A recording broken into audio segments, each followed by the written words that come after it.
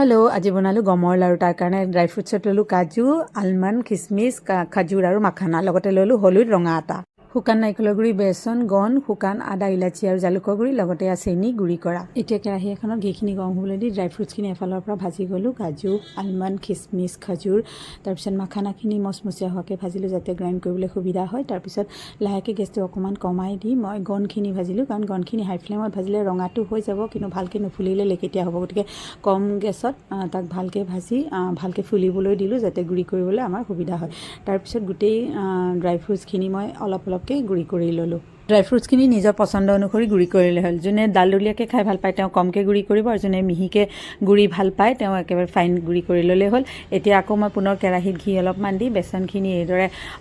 ধুনীয়াকৈ এটা গোন্ধ ওলোৱালৈকে ভাজি ল'লোঁ আৰু ঘি এৰি দিয়াৰ লগে লগে মই তাত আকৌ দুকাপ আটা ৰঙা আটা এইদৰে সুন্দৰকৈ ভাজি ল'লোঁ গেছটো মন কৰিব খুব হাই ফ্লেম নাৰাখিব ল' টু মিডিয়াম হিটত সুন্দৰকৈ এনেকৈ ভাজি ল'ব আৰু যেতিয়া ধুনীয়াকৈ ভজা হ'ল বেচন আৰু আটাখিনি তাত মই ডেচিকেটেড নাৰিকলখিনি দি আকৌ অকণ সময় ভাজি ল'লোঁ তাৰপিছত মই পুনৰ গুড়ি কৰি থোৱা চেনিখিনি ইয়াতে মিলাই ল'লোঁ কাৰণ গৰম ভাৱটো পাই চেনিখিনি যিখিনি গলিবলৈ বাকী আছিল সেইখিনিও গলি ইয়াৰ লগত মিলি যাব তেতিয়া দাঁতত চেনি ভাৱটো নাহে আৰু এইদৰে ভাজা হোৱাৰ পিছত মই সেইখিনি ড্ৰাই ফ্ৰুটছখিনিৰ লগত মিলাই পেলালোঁ আৰু একেবাৰে শেষত মই শুকান আদা ইলাচি আৰু জালুকৰ গুড়িখিনি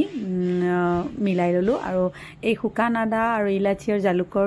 গুড়িটো দিয়াৰ লগে লগে এটা সুন্দৰ ধুনীয়া গোন্ধ ওলায় আৰু খুব ভাল লাগে আশা কৰোঁ মোৰ ভিডিঅ'টো চাই আপোনালোকে ভাল পালে এইদৰেই আমি আজি চাহৰ লগত গমৰ লাৰু জুতি ল'লোঁ আপোনালোকেও সুন্দৰভাৱে বনাই বাৰু আশা কৰিলোঁ মোৰ ভিডিঅ'টো চাই ভাল পালে আৰু এইদৰে লাইক আৰু ছাবস্ক্ৰাইব আৰু শ্বেয়াৰ কৰি থাকিব এয়া মোৰ গমৰ লাৰু তৈয়াৰ হৈ গ'ল ধন্যবাদ